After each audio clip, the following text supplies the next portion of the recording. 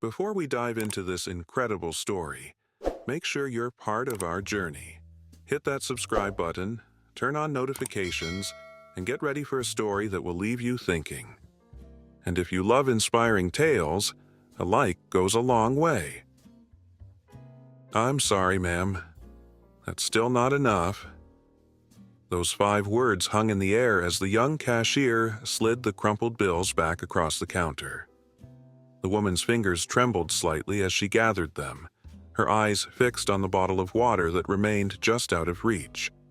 Beside her, a little girl no older than 5 tugged at the hem of her faded sundress, her small face flushed from the relentless summer heat.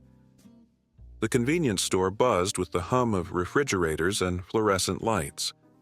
Outside, the asphalt shimmered under the midday sun, heat waves rising from the parking lot where luxury cars mixed with worn-down sedans. Other customers shifted uncomfortably behind the woman, some checking their watches, others scrolling mindlessly on their phones. Nobody wanted to acknowledge the scene unfolding, a mother unable to afford a simple bottle of water for her clearly thirsty child. The woman dug deeper into her purse, fingers searching for coins that weren't there. Her shoulders slumped slightly as reality set in. In the back of the line, a man in a plain black t-shirt and designer sunglasses watched silently, his expression unreadable behind mirrored lenses. Few recognized the billionaire standing among them, but in the next 60 seconds, everyone in that store would remember this day for the rest of their lives. If this moment made you feel something, imagine what's coming next. Hit that like button and stay with us. Subscribe now. The mother's face flushed with a quiet shame that no parent should ever have to feel. Her daughter's complaints of thirst had grown more urgent during their 2-mile walk from the bus stop, and this store was their only option on the stretch of highway leading to their apartment complex. She had counted her money 3 times before approaching the counter, calculating that the $3.27 in her possession would cover the $2.99 bottle of water, only to be blindsided by sales tax. That extra 38 cents might as well have been $3,800 in this moment. "Mommy, I'm really thirsty," the little girl whispered, her voice small but audible enough to carry through the now hushed store.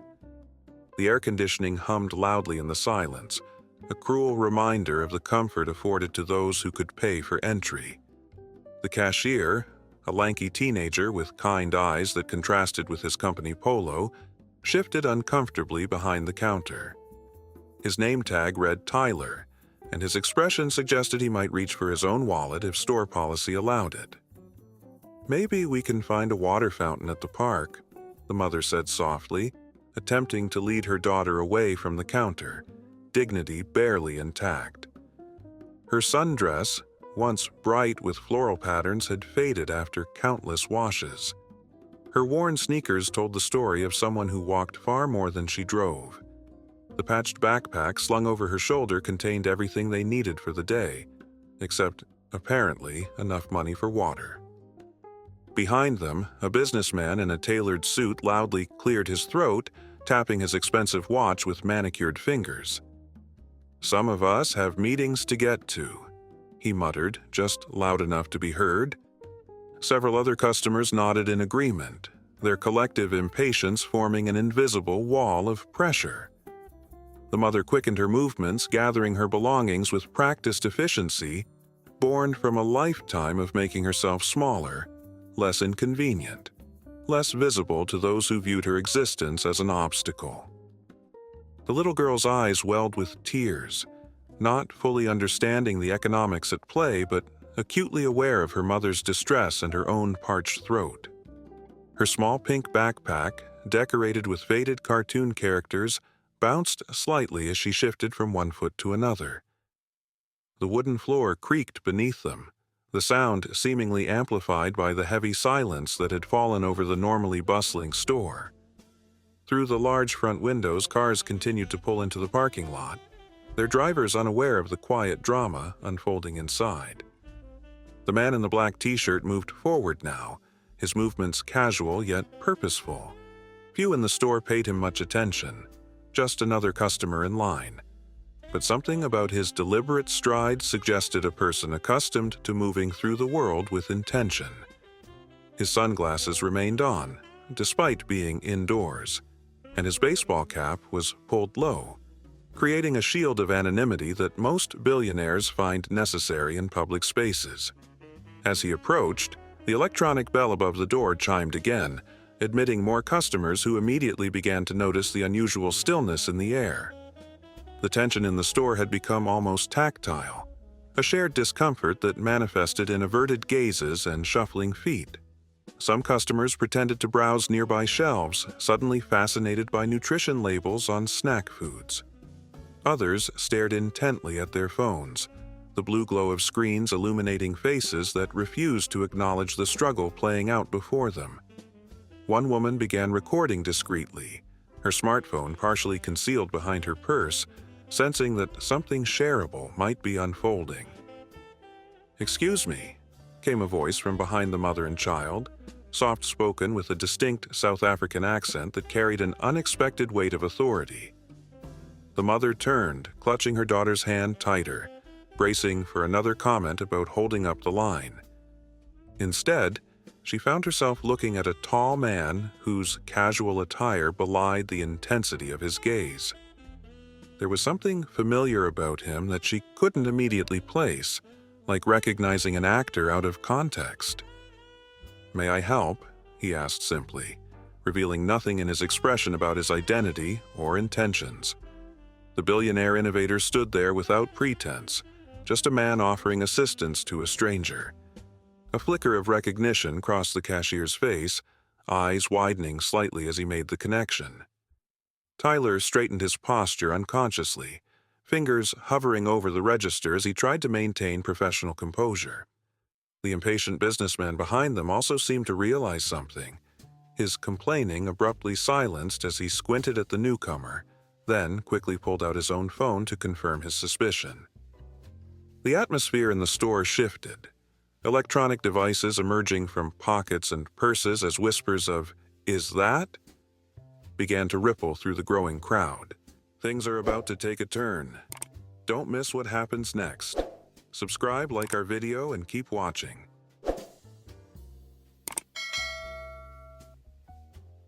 The mother hesitated, years of hard-earned pride warring with immediate need. Her daughter's small hand felt warm in hers, too warm under the circumstances.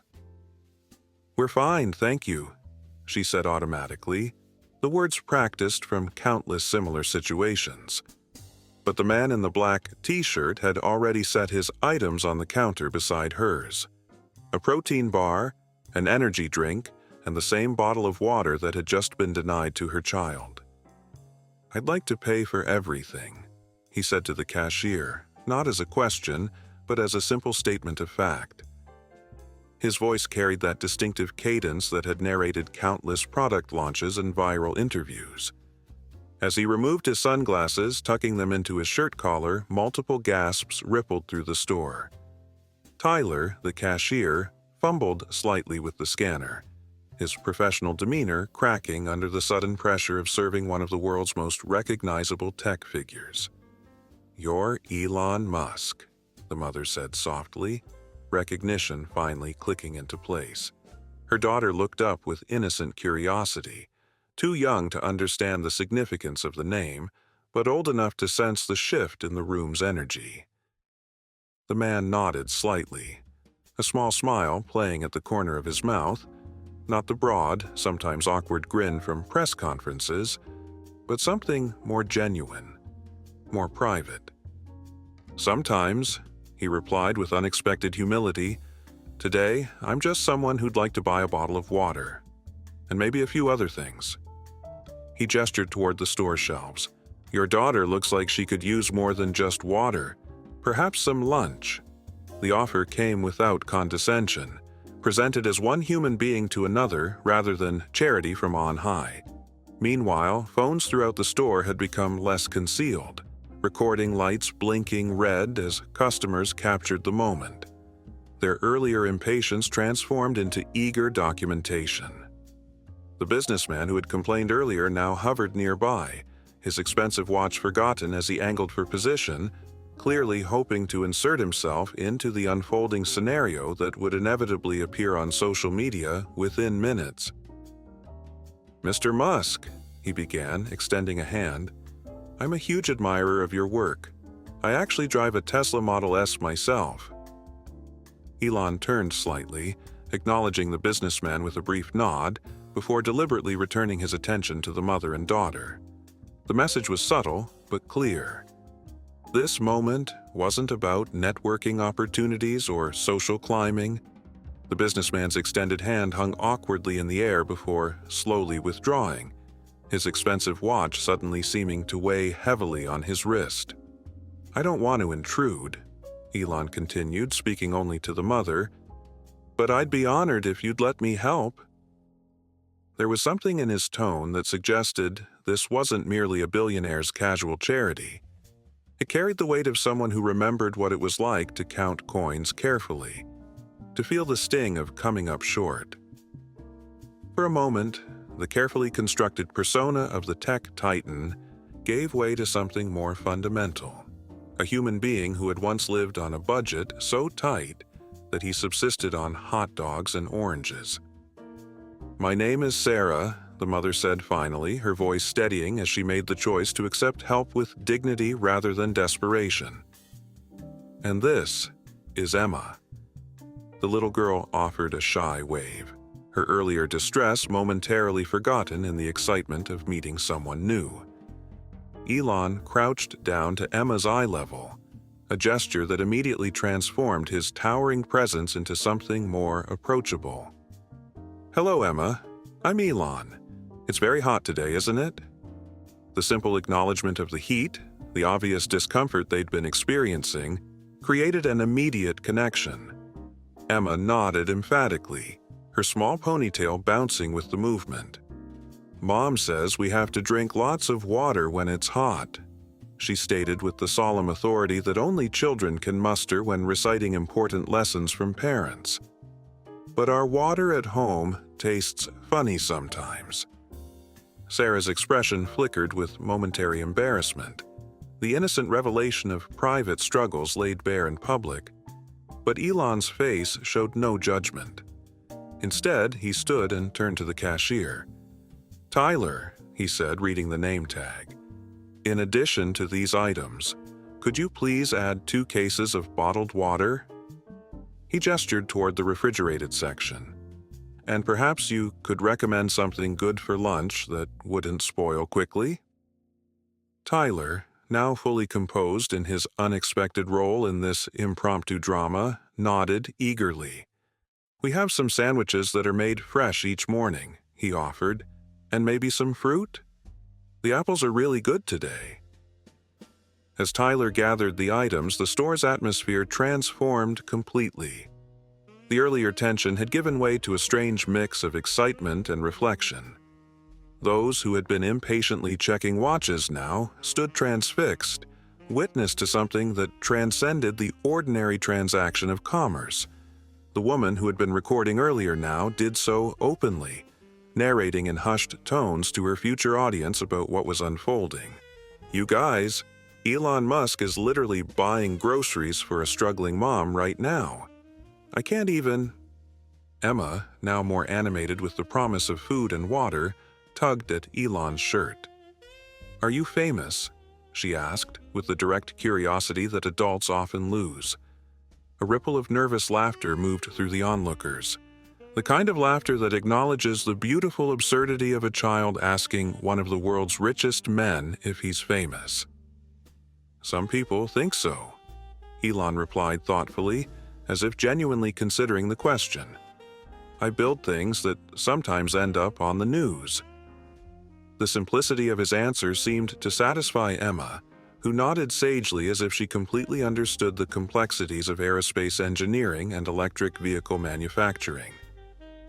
Sarah watched this exchange with a mixture of emotions playing across her face. Gratitude, certainly, but also something more complex. The dignity of a person determined not to be reduced to a charity case or social media moment. "We appreciate your kindness," she said quietly to Elon. "But I want you to know, we're not usually... This isn't..." She struggled to find words that would preserve her sense of self-worth. Elon seemed to understand immediately. "I've been where you are," he said, his voice low enough that only she could hear, creating a small island of privacy in the increasingly public moment. "There were times when I didn't know if I could make rent. When success or failure balanced on things as small as a bus fare." The revelation, this glimpse behind the carefully cultivated public image, clearly surprised Sarah. The businessman who had been rebuffed earlier now hovered at the edge of the scene, filming with his phone held high above the heads of other customers who had gathered. "This is why he's a visionary," he announced to no one in particular, attempting to insert himself into the narrative. "He sees value where others don't." Tyler returned with the items: 2 cases of water, sandwiches, fresh fruit, and a few other essentials, and began scanning them efficiently. The total climbed quickly: $7.99, $12.99, $24.50. Sarah watched the numbers with a mixture of gratitude and discomfort, mentally calculating how many hours of work each item represented in her own budget. For Elon, the amount was negligible, less than a rounding error in his daily finances, but his expression remained one of simple human connection rather than performative charity. This story is only getting deeper. What would you do in this situation? Comment below and let's talk. As Tyler announced the final total, $67.82, an unexpected voice cut through the murmuring crowd. "Is this what it's come to? Charity cases getting special treatment while the rest of us wait?" The words came from a middle-aged woman in designer sunglasses who had entered the store minutes earlier. She stood with arms crossed, expensive handbag dangling from her elbow, lips pursed in disapproval. "Some of us have schedules to keep." The store fell silent once more, the brief moment of communal warmth shattered by the intrusion of judgment. Sarah instinctively pulled Emma closer, the familiar armor of protection sliding into place. The little girl, sensing the shift in mood, pressed against her mother's side, eyes wide with confusion at the sudden hostility. Elon turned slowly, his expression neutral, but eyes focused with the same intensity that had stared down skeptical investors and industry titans. "I believe I'm simply making a purchase," he said evenly. "And as for waiting..." He gestured to the other registers where no customers stood. "There seems to be no line." The woman, either not recognizing him or perhaps emboldened by her own status, continued. "It's the principle. People need to learn to prepare properly. They shouldn't expect handouts just because they didn't plan ahead." Her gaze swept dismissively over Sarah's worn clothing and Emma's scuffed shoes. Several phones swiveled to capture this new development, the collective anticipation in the store reaching a palpable level. "Interesting perspective," Elon replied, his voice taking on the measured precision he typically reserved for technical explanations. "Planning ahead is certainly valuable.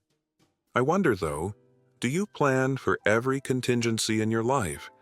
Have you anticipated every potential system failure?" The analytical approach, treating the woman's complaint like a flawed engineering problem, seemed to momentarily confuse her. "That's not the same thing," she retorted, though with slightly less conviction. Around them, customers began to murmur again, some nodding in agreement with Elon, others shifting uncomfortably at the confrontation. The businessman who had tried to network earlier now stood directly beside the woman, seemingly trying to decide which side of this unexpected debate would benefit him most. Sarah, witness to this exchange about her own circumstances, stood straight-backed despite her clear discomfort. Emma looked up at her mother, then at Elon, then at the confrontational woman, her young mind processing the adult dynamics playing out before her. "Mom," she whispered, tugging at Sarah's dress, "why is that lady mad that we're getting water?" Emma's innocent question hung in the air, amplifying the absurdity of the woman's outrage. Several customers exchanged glances, the social calculus of the situation shifting visibly with the child's words. The woman in designer sunglasses seemed momentarily thrown off balance, her righteous indignation suddenly appearing petty when framed through a 5-year-old's perspective. "Some people believe in different types of fairness, Emma," Elon answered before Sarah could respond, crouching down again to the child's eye level. His voice took on a gentle, explanatory tone that contrasted sharply with his earlier precision. "There's the kind of fairness where everyone gets exactly the same thing regardless of what they need. And then there's the kind where people get what they need, which might be different for each person." The woman interrupted, her voice rising slightly. "That's a convenient philosophy when you're worth billions. The rest of us live in the real world where people work for what they have." Her eyes narrowed as recognition finally seemed to dawn. "Wait, you're Elon Musk. So what is this, a PR stunt? Finding some photogenic poor people to help so it goes viral?" Sarah flinched visibly at the characterization, and Emma pressed closer to her mother's side. Something shifted in Elon's expression, the cool, analytical gaze giving way to something rarely seen in his public appearances. Genuine anger, carefully controlled, but unmistakable. "I've found," he said, standing slowly to his full height, "that people who worry about others getting handouts are rarely concerned about actual economic justice.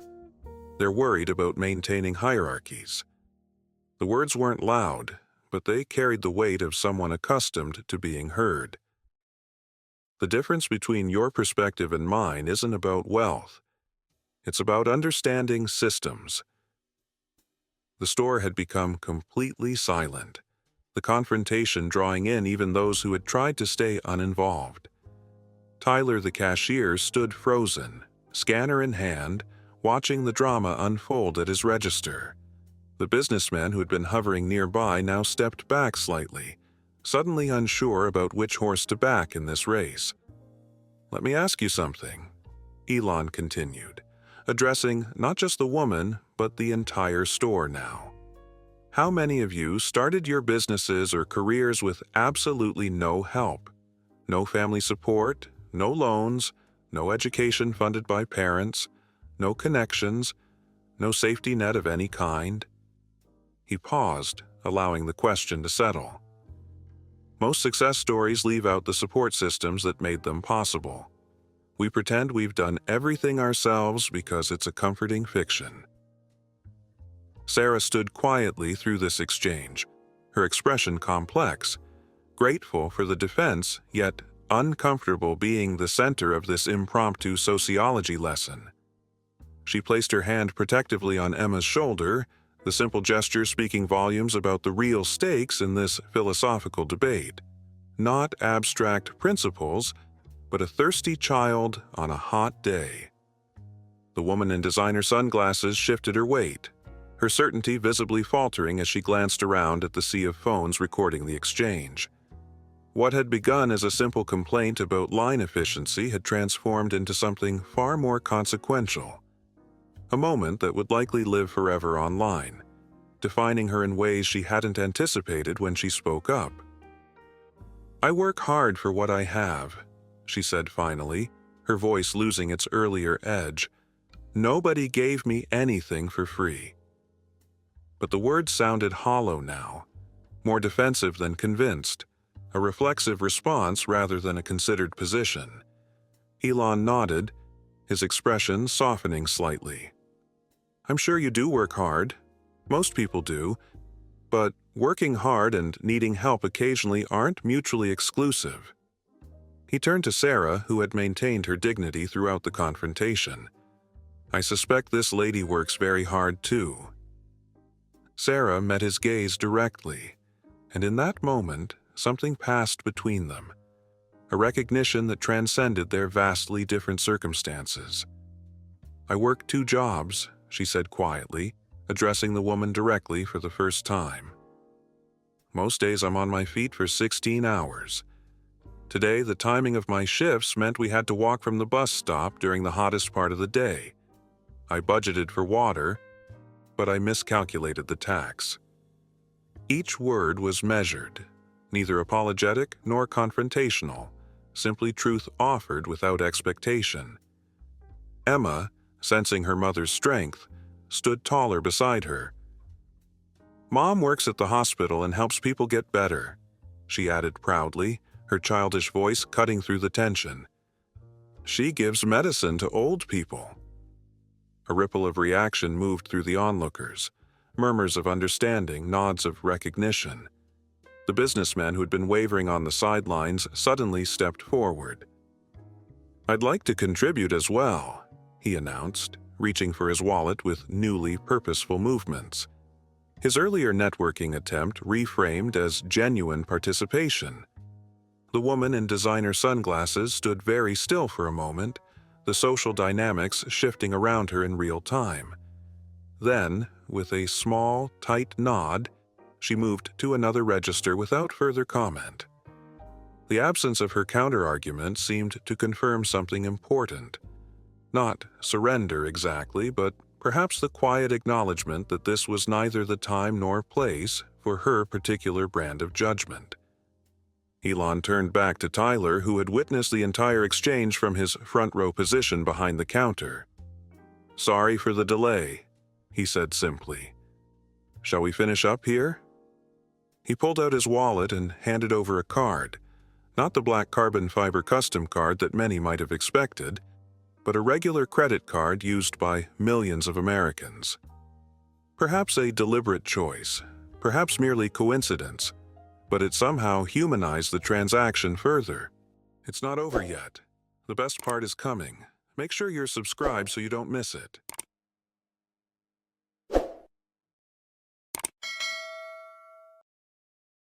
As Tyler finalized the transaction, Elon helped gather the bags, handling the mundane task with the same focused attention he might give to examining a rocket component. The businessman who had offered to contribute approached cautiously, wallet still in hand.